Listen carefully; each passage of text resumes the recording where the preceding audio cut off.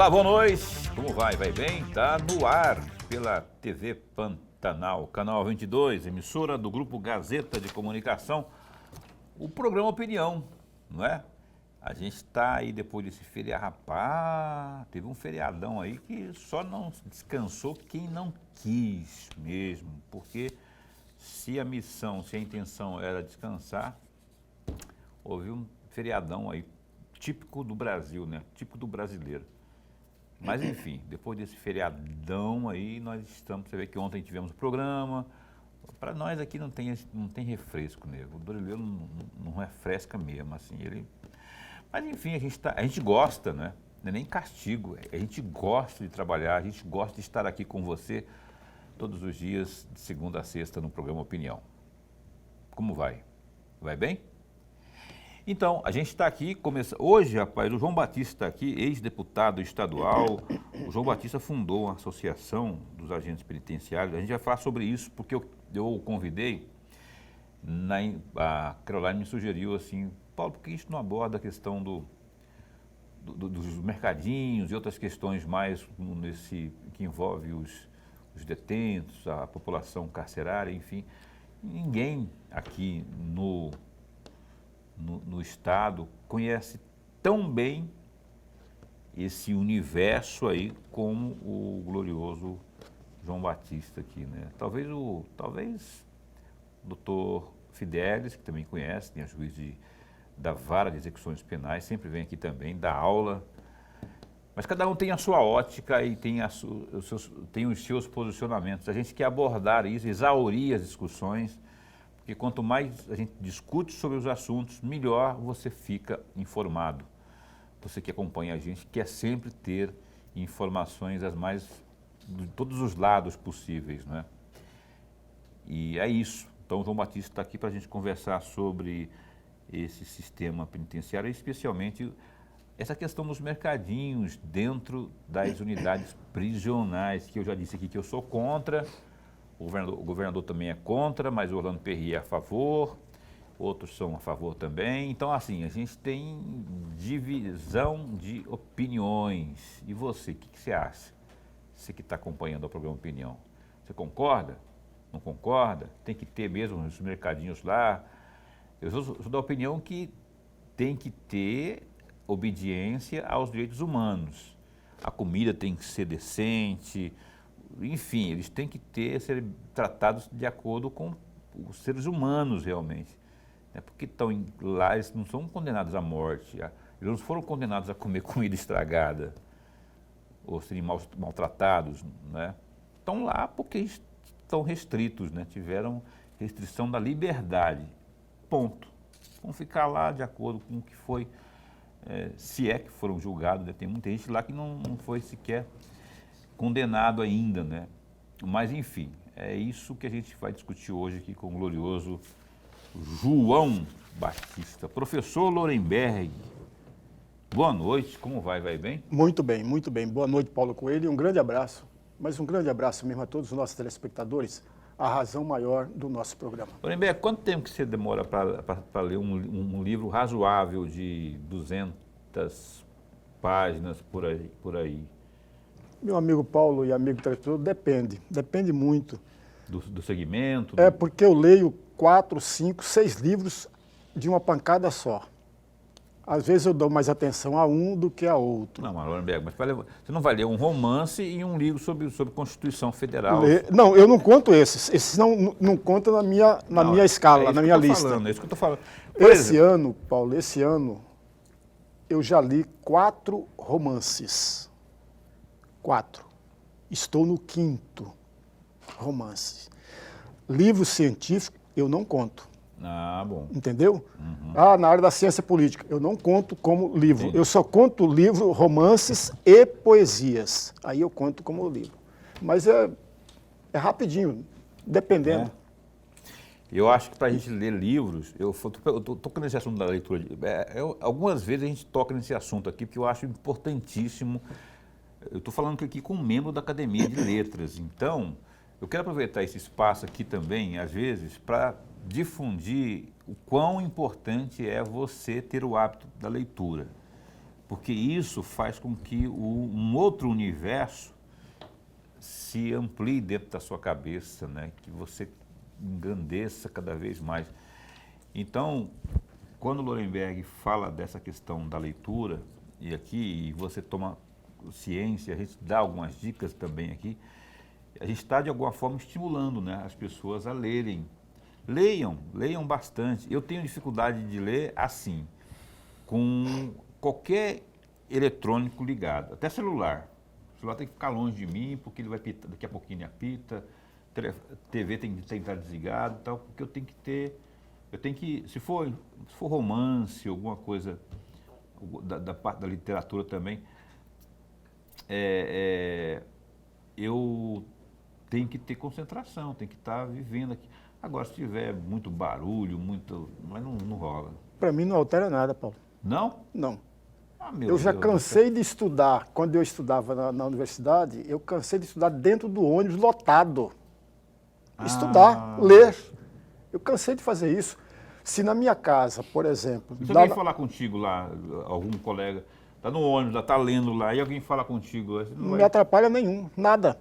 Barulho não me atrapalha. Você quer uma ideia? Quando eu estou em casa, música, quando eu acordei, sentei, ou para escrever, ou para ler, ou para fazer qualquer coisa, a música está ligada. Eu só desligo quando eu vou dormir. Mas é direto música, eu sou apaixonado por música. Direto, música. Então eu escrevo ouvindo música, eu leio ouvindo música, eu faço tudo ouvindo música. Então barulho. Aí as pessoas falam assim, mas pô, não está te atrapalhando? De jeito nenhum. Se você chegar, ou me ligar, ou chegar próximo de mim para conversar, eu paro numa boa, vou te atender da mesma forma. Quando eu voltar para o livro, voltar para a leitura, voltar para o que eu estou escrevendo, não mudou nada. Não muda nada. Aí. Não altera nada. Não tem inveja, não vou falar que eu tenho inveja não, mas eu queria ser assim, queria ter esse... Eu não, se vier que estou lendo aqui, Gersinho ficou falando alto no telefone lá. Aí eu falar, o Gersinho, ou eu ou você, cara, esse ambiente aqui não cabe nós dois não, vamos, faça para o RH lá. Enfim, vamos lá, vamos tocar o barco porque o João Batista está aqui e esse assunto importante que a gente vai abrir aqui, que é dos mercadinhos nas unidades prisionais. Você é a favor ou contra? Meu caríssimo João Batista, que agora fundou uma associação. Eu queria até, João, antes de falarmos do mercadinho, já que é uma novidade, não é? Que associação é essa, já que nós conhecemos o João Batista lá ainda do sindicato, do Sindispen, agora tem o sindicato com um outro comando, agora o João Batista também fundou a associação. Fala um pouco dessa associação, boa noite, muito bom tê-lo aqui. Boa noite, Paulo, professor Lohrenberg. Antes de falar da associação, vamos fazer um comentário rapidinho aqui. Diferente de você, eu tenho inveja do professor com essa mente tranquila dele, desse jeito, essa capacidade de absorção, de concentração. O Lohrenberg é terrível, ele fala assim para fazer figa na gente. Ele lê o tempo todo lendo e assim, sabe? Aí vem falar com essa conversa aí de... Nós temos... Eu sou diagnosticado, eu tenho TDAH, né? Isso é há pouco tempo que foi diagnosticado isso aí. Agora todo mundo tem TDAH. Mas eu também não consigo me concentrar direito, não. Eu sou igual a você. Qualquer barulhinho já me tira. Adoro ler, professor. Mas eu compro livro de forma compulsiva. Eu tenho um armário lá em casa, tá cheio de livros, eu compro, leio. Alguns leio até o final e boa parte deles lá, leio, prefácio lá, começo, guardo. Eu tenho paixão por livro. Agora, conseguir essa concentração toda para ler eles é que tá difícil, viu? Mas isso aqui é terrível. Mas é hábito também, né? Quando o cara pega um hábito assim, aí a coisa vai embora. Criou um processo. Bom, encerrando o nosso mandato lá na Assembleia Legislativa, né, o deputado Botelho me convidou para que eu pudesse ficar lá na Assembleia e ajudar trabalhando nessa parte do sistema penitenciário, com conhecimentos que eu já tenho, né? Aí veio a questão da campanha eleitoral para a prefeitura ano passado, tal, fui ficando ali, fui ajudando. E aí nós tínhamos um grupo de policiais penais que estavam lá na própria Assembleia, só já tinha começado esse projeto de criação de uma associação. O sindicato ele tem suas atribuições e a associação são atribuições que elas podem se complementar, né, mas cada uma tem a sua função diferenciada. Trabalhando juntos se complementa. E aí criamos a associação e começamos a fazer um trabalho. Mas como você disse, Paulo, eu já tenho um histórico no sistema penitenciário do estado de Mato Grosso. Nós temos aí, completamos aí recentemente 20 anos de efetivo exercício no sistema penitenciário. Lá, trabalhando um período lá no sistema socioeducativo do Pomeri, depois indo lá para o Pascoal Ramos, penitenciária central hoje, né? Depois fomos para o sindicato, participamos do processo. Não fui eu que criei o sindicato, na verdade eu fui um dos criadores, né?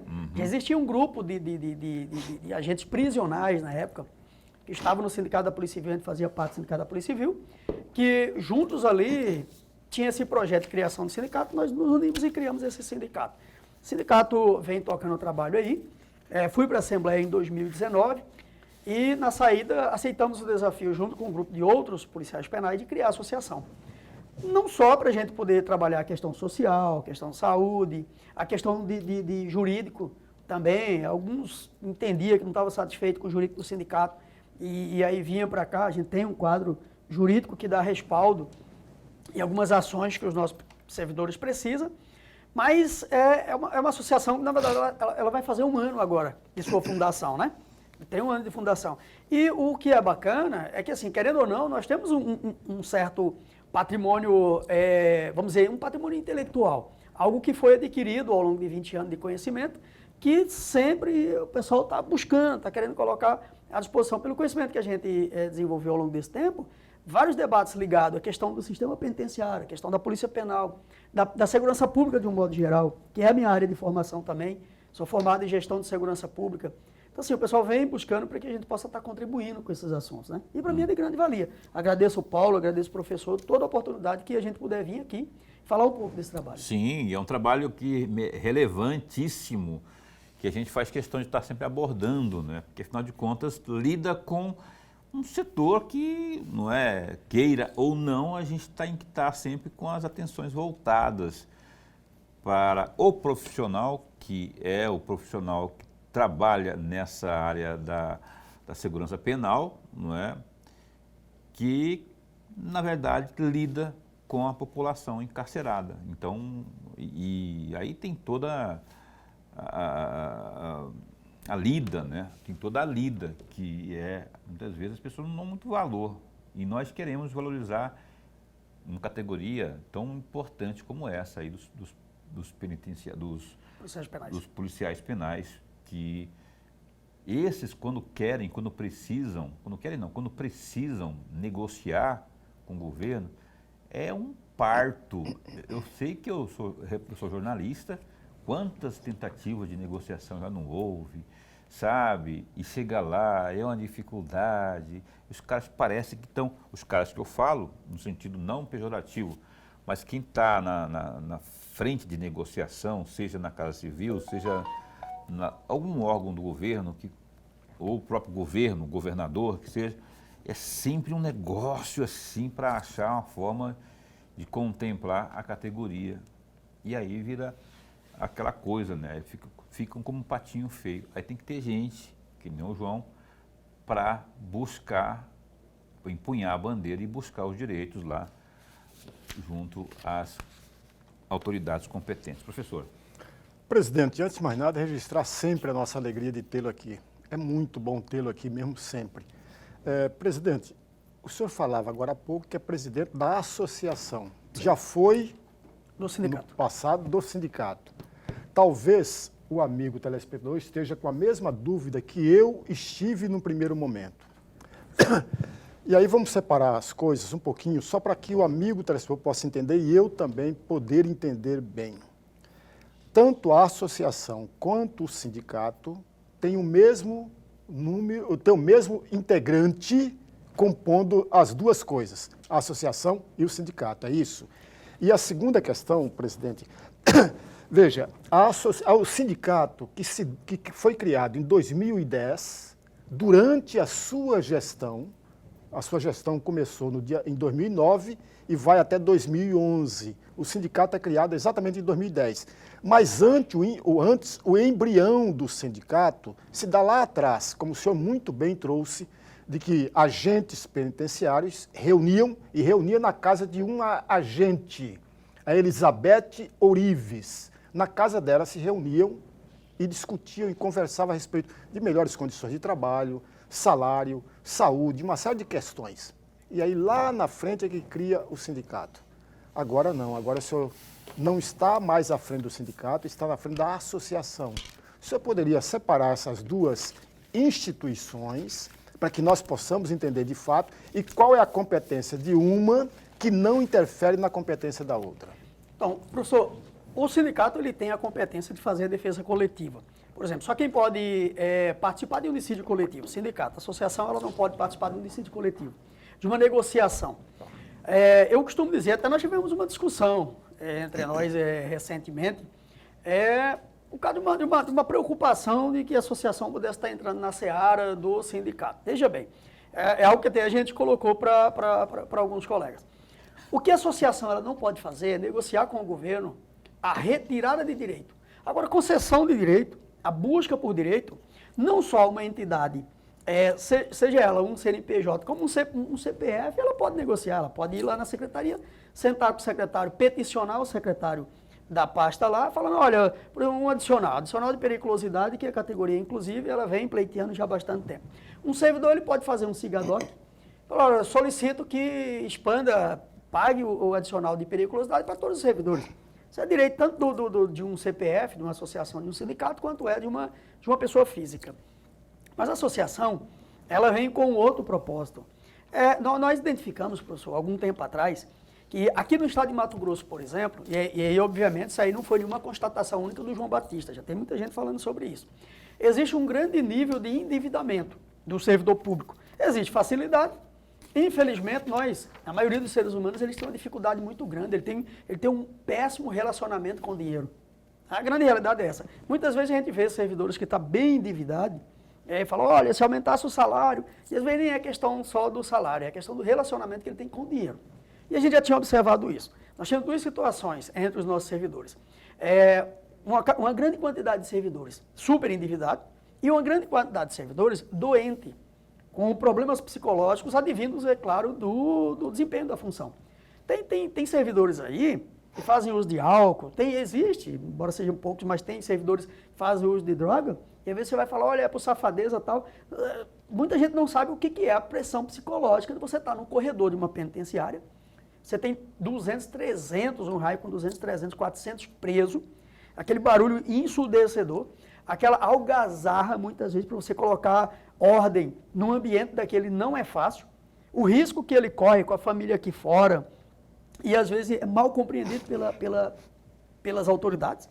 É cobrado pela sociedade, muitas vezes, que imagina, sai aquelas notícias de, olha, caso de corrupção, generalizam, acham que todos são iguais, quando na verdade é um número muito pequeno.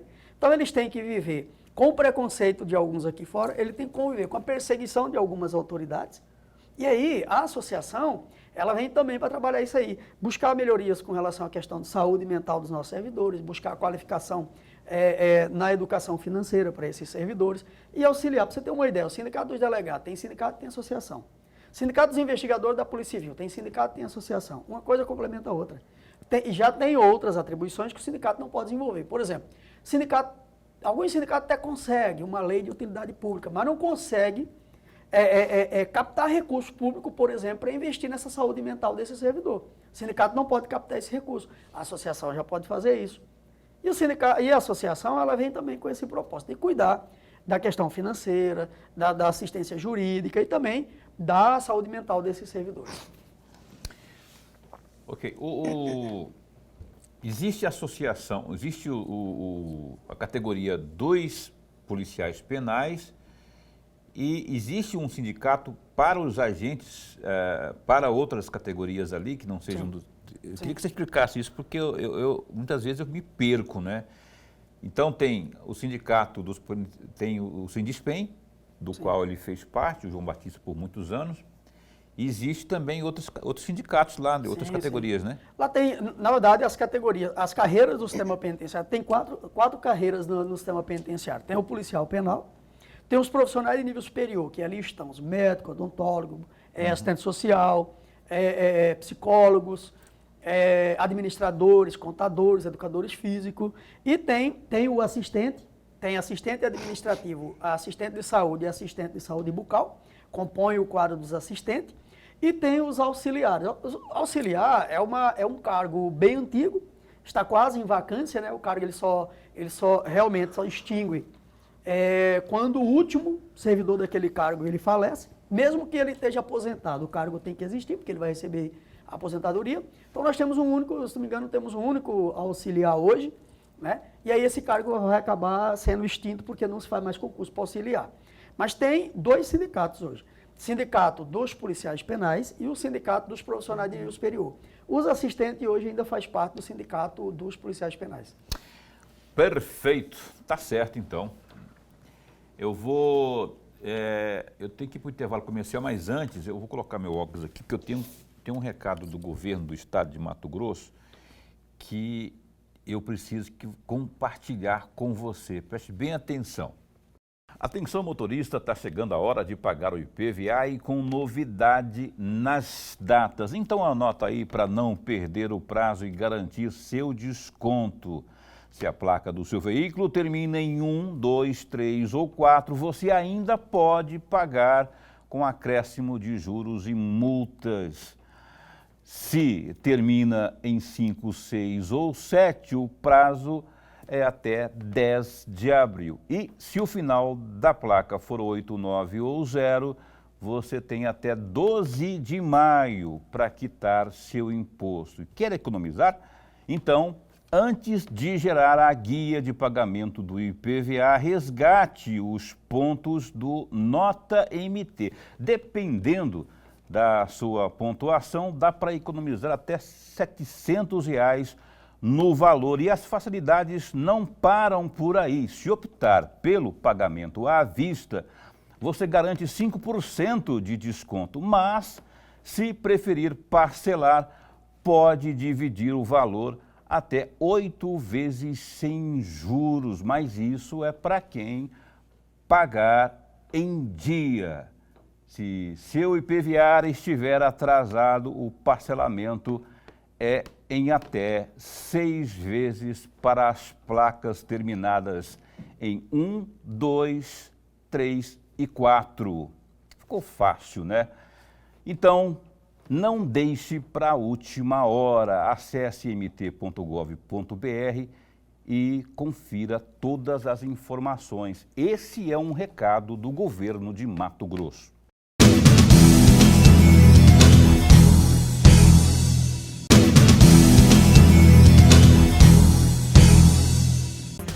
E o Opinião está de volta aqui. Viu que tirei o óculos? Coloquei o óculos, tirei o óculos. Aqui é que nem aquele filme lá. Bota casaco, tira casaco. Bota casaco, tira casaco. Opinião está de volta hoje com o João Batista aqui, ex-deputado estadual, agora presidente da associação. O nome da associação é a Associação dos Policiais Penais. Dos Policiais Penais. É a associação que tem agora, foi criada pelo João Batista, e a gente está falando sobre essas questões todas aqui no Opinião de hoje. Eu quero ir para o GD, que é o www.gazetadigital.com.br, falar de política partidária. Olha só, o MDB,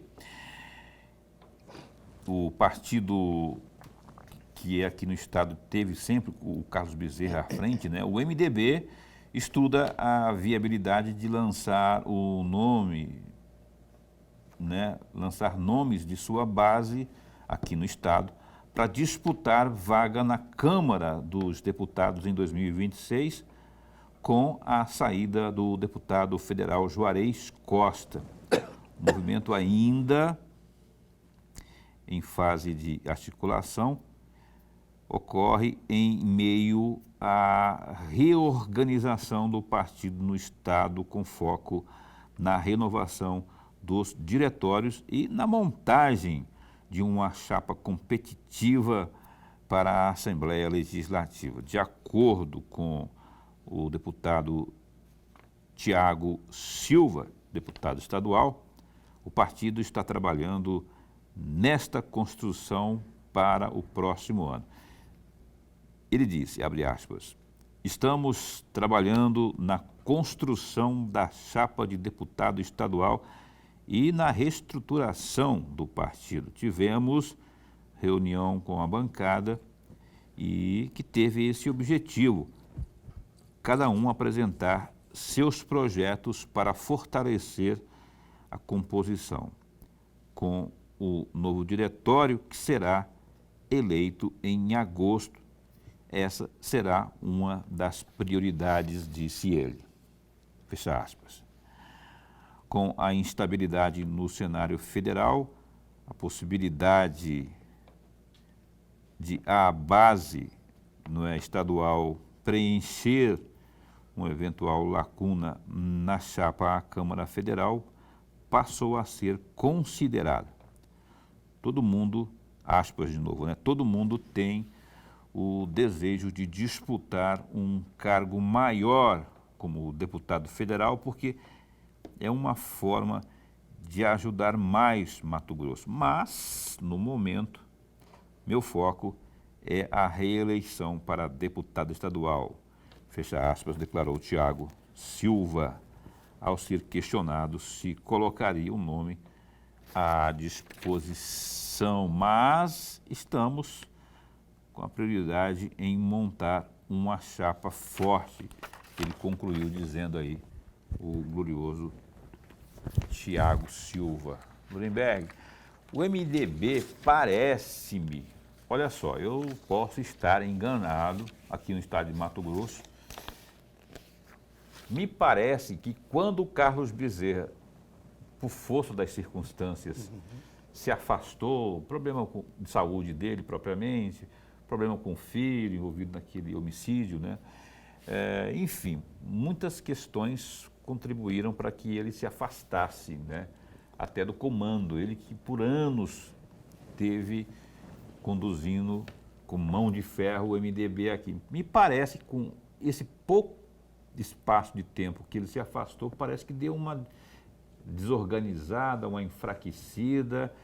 Ou seja, o que eu quero dizer, parece que o MDB sente falta do jeito Carlos Bezerra de gerir o partido ou não. De uma certa forma, Paulo, você tem razão. Até porque, veja, amigos, vamos só relembrar alguns pontos no passado e na história do MDB. Se você voltar um pouco antes daquela... Porque o Carlos Bezerra recentemente teve adoentado, uma certa doença. Falou-se lá no passado, um pouco antes, 2024, 2023, na possibilidade do Carlos Bezerra deixar a presidência do MDB e apareceu um novo presidente do partido. Aí começou todo o problema. Por que começou?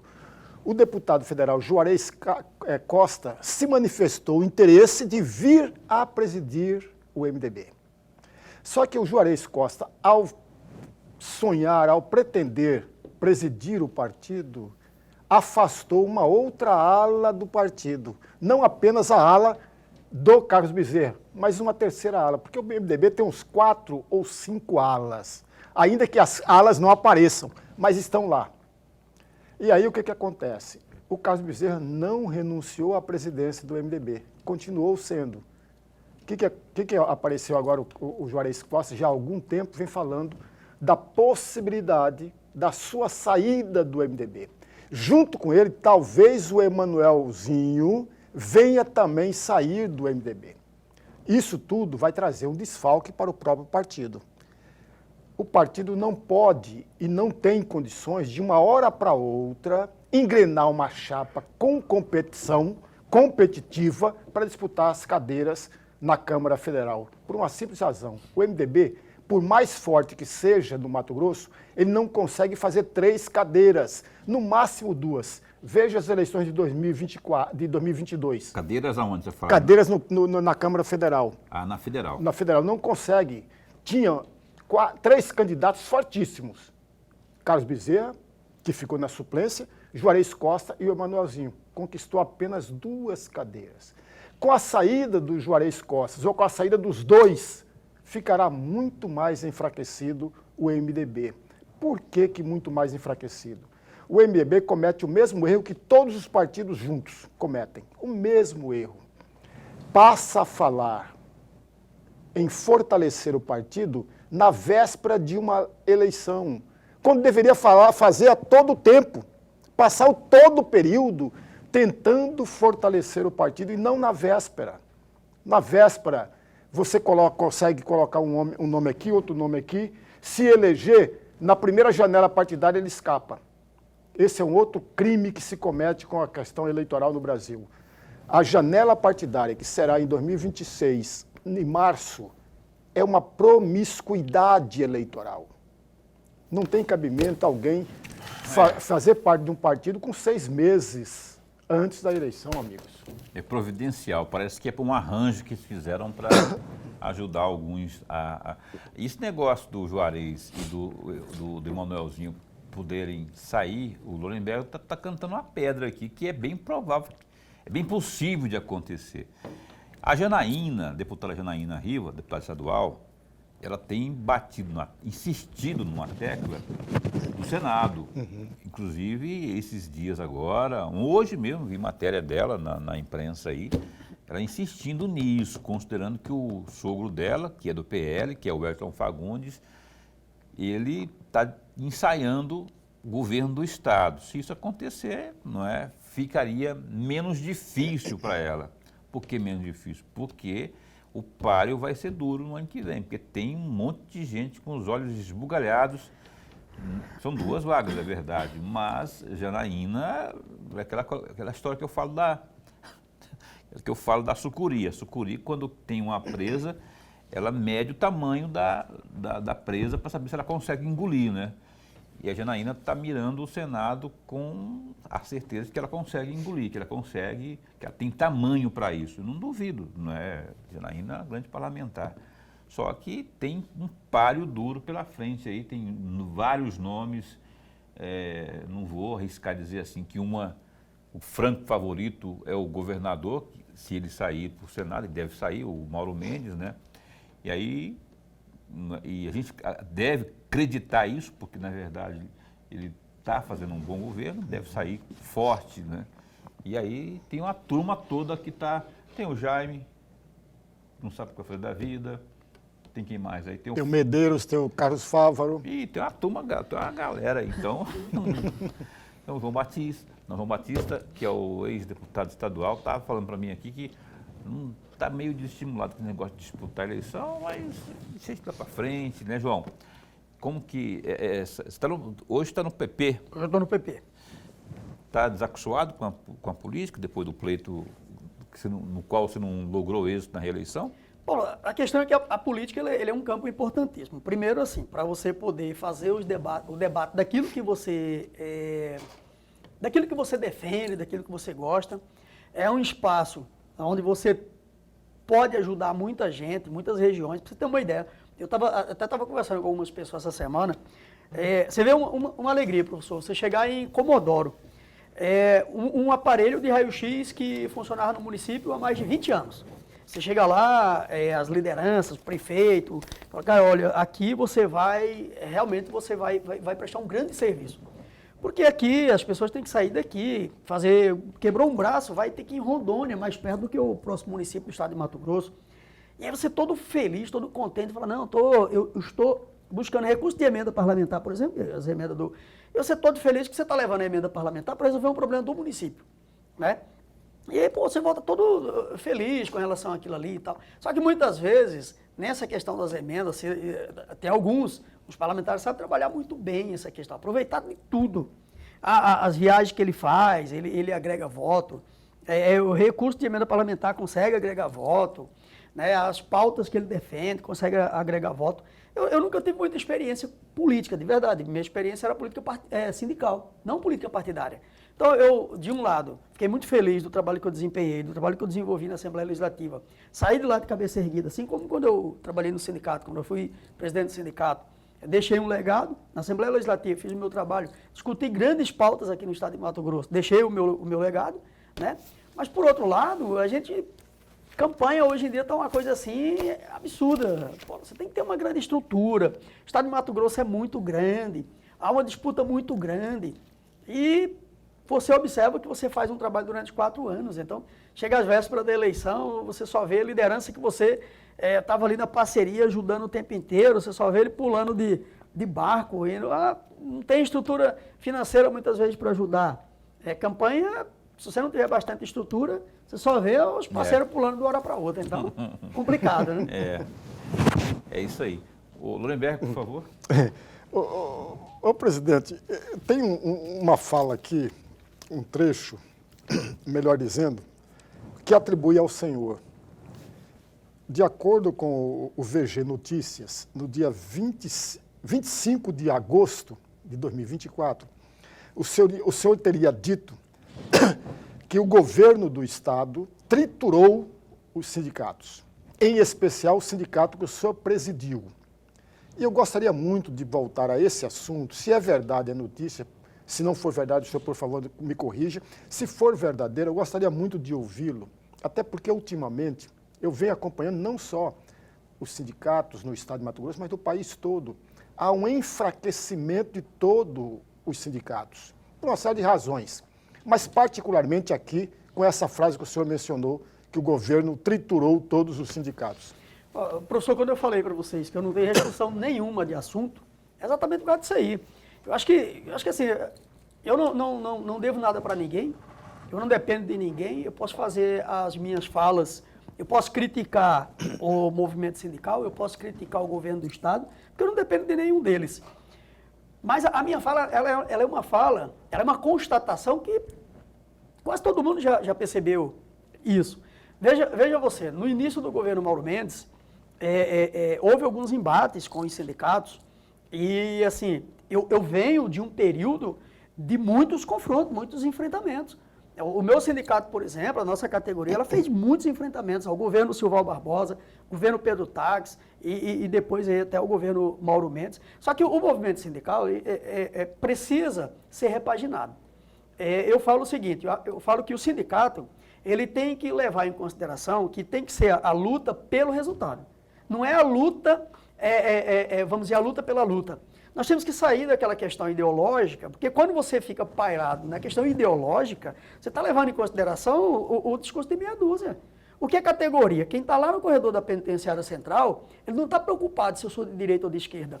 Ele quer saber se eu vou conseguir melhorar as condições de trabalho dele lá na ponta. É isso que ele quer saber. E os sindicatos, uns ainda ficam, deixando bem claro, eu tenho o maior respeito por muitos sindicalistas que tem aqui no estado de Mato Grosso, principalmente do serviço público. Mas tem uma crítica ferrenha a alguns. E diga-se de passagem, não são poucos. Mas, principalmente alguns daqueles que fazem aqueles discursos inflamados, quando vai para a Assembleia, quando é com a categoria, porque, companheiros, nós temos que não ser... O pau está torando, a categoria está perdendo benefício, as portas estão se fechando e não são capazes, muitas vezes, de fechar, de fazer uma concessão quando necessária. Porque na segurança pública nós aprendemos isso. No corredor, quando você está no confronto, às vezes você precisa dar um passo para trás para pegar impulso e dar dois para frente. Isso aqui vamos dizer assim, isso aqui é aprendizado do dia a dia, nós temos que aprender. O movimento sindical precisa passar, vamos dizer assim, ser passado a limpo. As categorias têm que participar mais. Você observa que esvaziou o movimento sindical, as lutas sindicais aqui no estado de Mato Grosso. Se o sindicato fizer uma convocação para ir lá na porta do Palácio Paiaguás amanhã, dificilmente você vai atingir 5% do que nós conseguimos há 5, 6 anos atrás. Não vai conseguir. Por quê? Porque aos poucos foi perdendo essa credibilidade. As próprias categorias do funcionalismo público, eles começaram a falar, olha, essa estratégia não tá certa. E eu tentei avisar isso, inclusive, no início do meu mandato. Foram lá 3, 4 sindicalistas. Eu falei, olha, deixa eu falar uma coisa para vocês. Nós tínhamos o hábito de colocar um caminhão de som aqui em frente da Assembleia e aí xingava todo mundo aqui.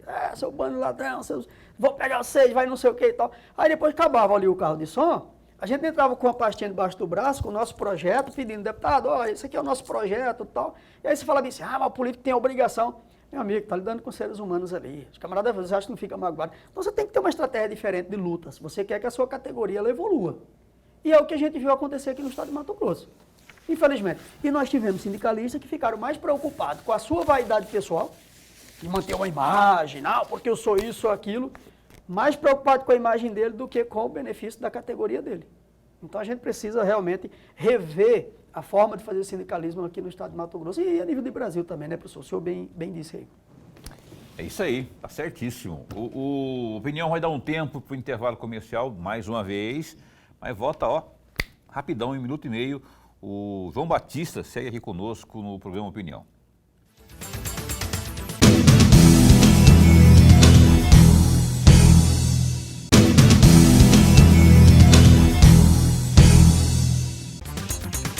Bem, cá estamos de volta ao vivo, o programa Opinião na sua TV Pantanal. Eu falei que é ao vivo, 8h14. 8h14 agora, em Cuiabá, horário brasileiro. E eu gostaria que você tomasse... Eu vou abordar aqui um assunto com o João Batista, o nosso caríssimo presidente da Associação dos Policiais Penais. Uma discussão que vem tomando conta aí, o governador deu a sua opinião, mas parece que esbarra a opinião dele e a vontade dele, a minha também, né, de que não haja a existência dos mercadinhos no interior das unidades prisionais, não é? Mas parece que tem uma lei, a lei federal, que respalda isso aí. Tanto que não seguiu, que não teve, até esse instante, não teve sequência da matéria no Legislativo. Eu queria que você desse a sua opinião com a experiência que você tem no assunto. Paulo, com relação a essa questão das cantinas no sistema penitenciário, eu sou contra e sou a favor. O artigo 13 da Lei de Execuções Penais, ela garante, como disse até numa reunião que nós tivemos com algumas autoridades lá, o desembargador Orlando Perry até citou, falou sobre isso. Olha, a LEP ela não diz que pode, ela diz que deverá. Então é taxativo, tem que ter o espaço adequado para a venda de... Só que é o seguinte, para mim, por que eu digo que eu sou contra e sou a favor? Sou contra nos modelos em que estavam. Primeiro, com muito mais diversidade do que você vai no atacadista aqui. Tem atacadista que não tem a diversidade que algumas cadeias tinham lá. O preço está querendo usar de tudo. Então, assim, acho que tem que ser restrito. Tem que ser restrito.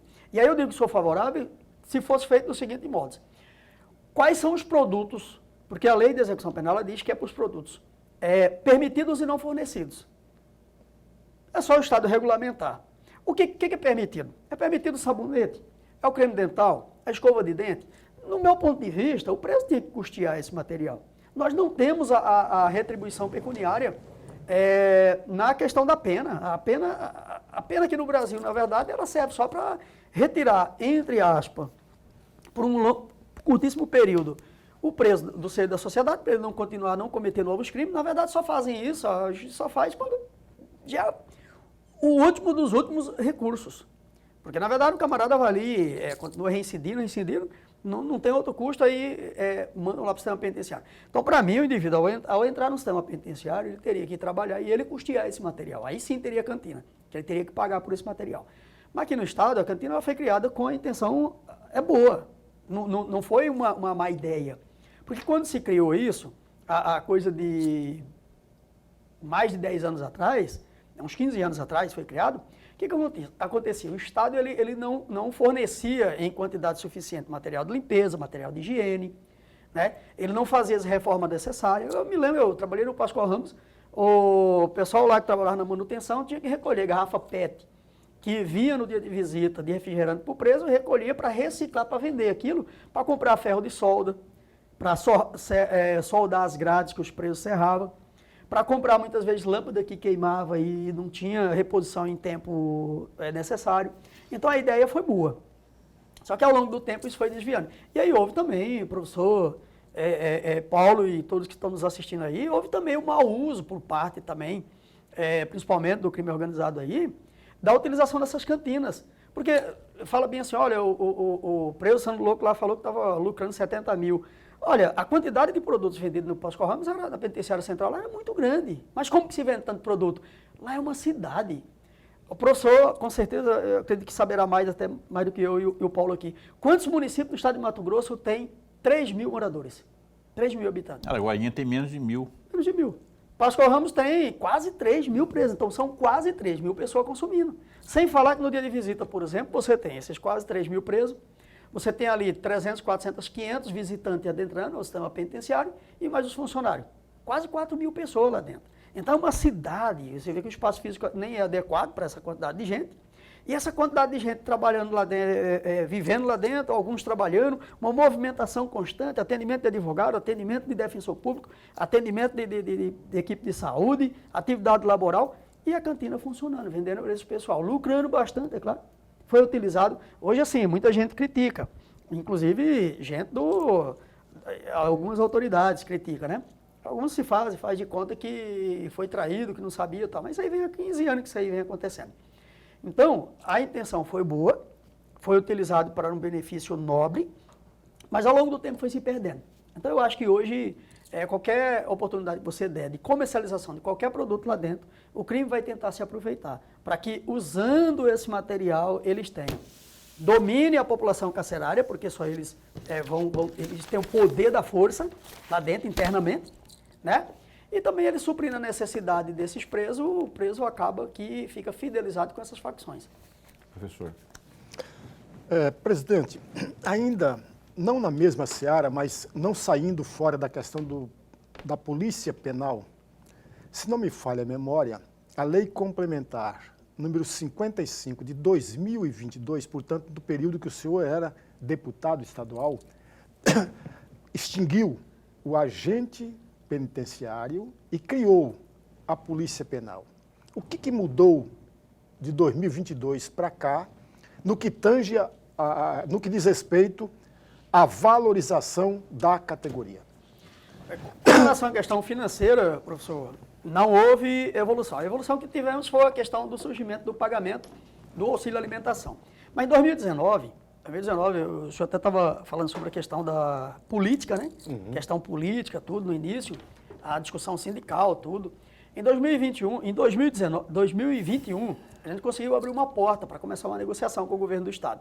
E o governo apresentou algumas propostas lá, tudo condicionado a que a categoria ela não fosse para o confronto.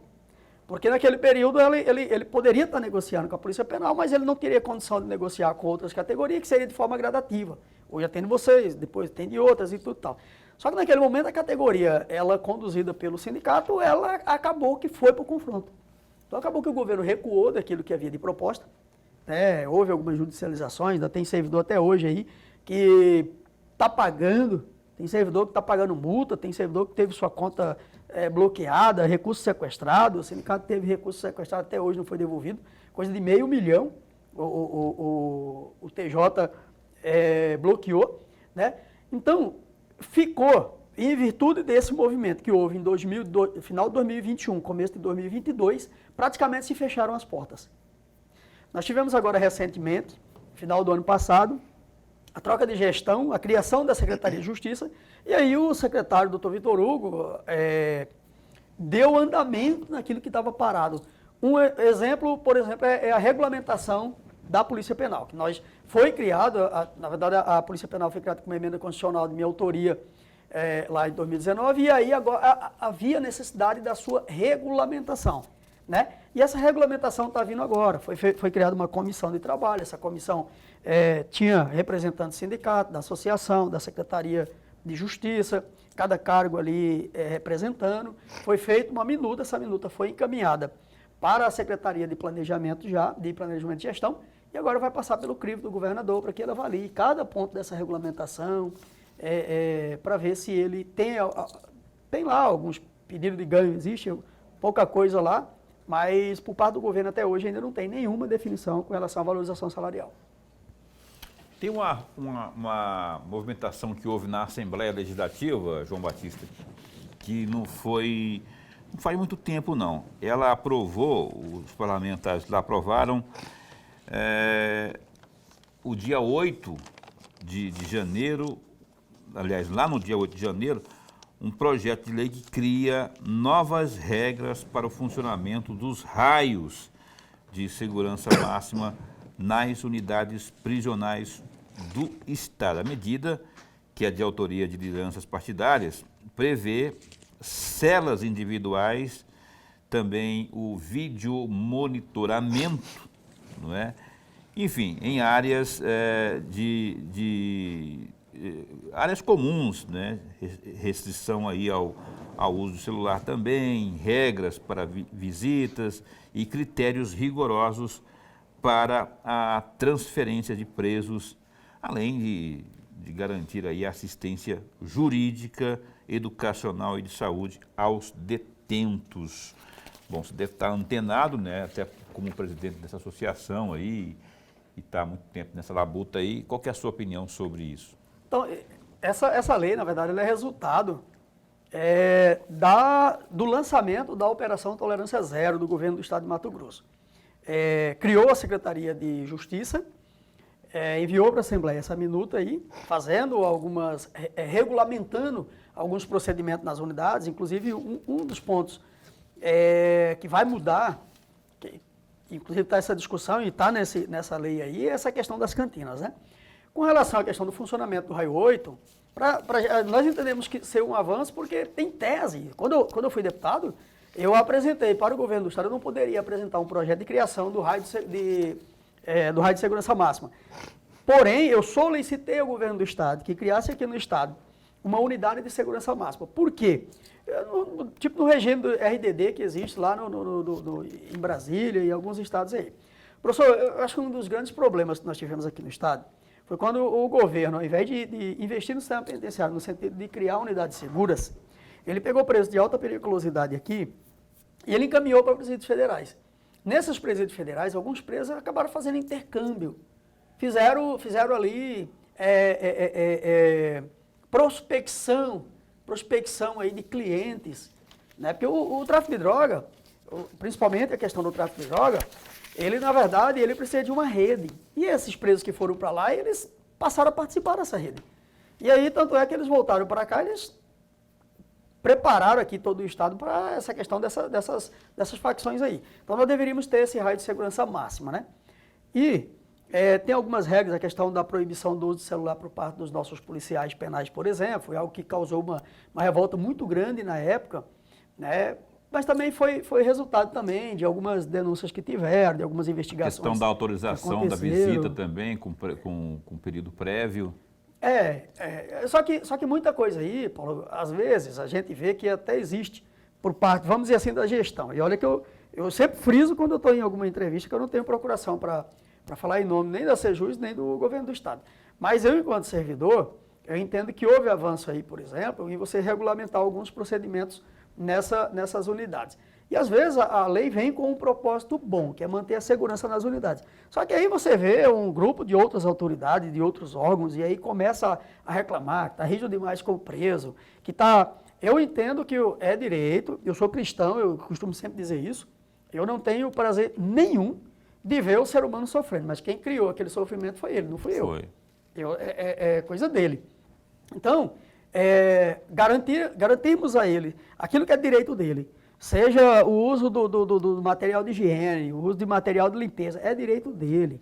A alocação lá, o espaço adequado para que ele puxe a cadeira, é direito dele. Agora, querer vir com o tratamento paternalista, para você ter uma ideia, até eu vi num debate recente, acho que ontem ainda, um jornalista aqui falando sobre um relatório que foi produzido por uma visita do GMF na Penitenciária Central. E aí o jornalista falando, olha que no relatório consta que os agentes iam lá, fechava a tranca e batia aquele lá, e chegava numa certa hora, quando os presos estavam dormindo, vem lá e bate, dá tiro lá dentro. Tipo assim, a forma dramática como foi passada, parecia que os nossos policiais entram lá por sacanagem, para zoar com o preso. Se eles entraram lá e fizeram disparo como antimotim, se eles retiraram o preso, é porque tinha denúncia, tinha determinação, porque lá eles se aproveitam de toda oportunidade que tiver para poder pegar celulares e determinar crimes aqui fora. Entendi. Né? Então, não é fácil. A situação dos nossos policiais não é fácil. Não é mesmo, não. E essa questão psicológica aí, o que a gente vê de depressão, de problemas, terrível isso, terrível. Aliás, o Estado devia disponibilizar um trabalho, um serviço dedicado aos profissionais da segurança, não é? Porque esse pessoal vive sob pressão o tempo todo.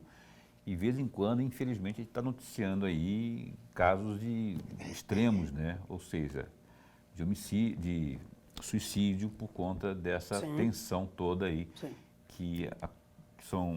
a qual são cometidos esses profissionais aí. Deixa eu ver meu horário aqui. Lorenberg, você tem alguma dúvida aí de 20 segundos para ele responder em 30 segundos? Não, mas muito rapidamente, presidente, por que é tão difícil coibir o celular dentro do presídio? Ele tem uma lei, inclusive, aí, aquela questão de retirar das tomadas. Responder em 1 minuto no máximo. Sim. Simples, infelizmente a gente ainda tem aí um grupo de autoridades que são muito paternalistas. Quando vem uma regra, o Estado vem lá e determina regras mais rígidas, por exemplo, de monitoramento dos visitantes, por exemplo. Aí vem, não, mas não pode, que é revista vexatória. Mas não é vexatório o visitante entrar com um invólucro do tamanho desse copo aqui, com vários celulares e drogas e carregadores. Isso não é vexatório, né? E outra questão é o seguinte, nós falei aqui da quantidade de empresas que tem no Pascoal Ramos, por exemplo. Olha a quantidade de servidor que nós temos diversas atividades o dia inteiro. O servidor não tem como monitorar o tempo inteiro. Então, às vezes, entra o caminhão com alimentação, entra o caminhão com material de construção, porque tem obras lá dentro. É complicado, não é fácil não. Não, e não é mesmo. João Batista, muito obrigado de verdade. Eu adoro quando o João vem aqui, porque ele conhece da coisa, sempre traz, contribuiu muito, tem muitas leis aprovadas beneficiando justamente nesse segmento aí, né? A gente não vai ter novas oportunidades para que o João Batista, hoje presidente da Associação dos Policiais Penais, volte aqui para a gente falar mais e mais e mais e mais. Muito obrigado, esse espaço continua a posto para bem informar. Obrigado, Paulo. Obrigado, professor. Satisfação sempre revê-los aí. Boa noite a todos. Abraço para os filhos lá, que eu não vou nem contar quantos, mas tem um bocado de filhos e enteado e tudo, do João Batista aí, que glorioso. E os netos também, tem um bocado de neto também aí. O Lorenberg, a gente se encontra amanhã. Até amanhã. Amanhã, né? Até amanhã. O glorioso deputado estadual Paulo Araújo, do Progressistas, do Partido Progressista. Vai estar conosco amanhã às 19h30, ao vivo aqui na TV Pantanal, canal 22, programa Opinião, emissora do Grupo Gazeta de Comunicação. Se cuida. Até lá, fica bem, fica com Deus também.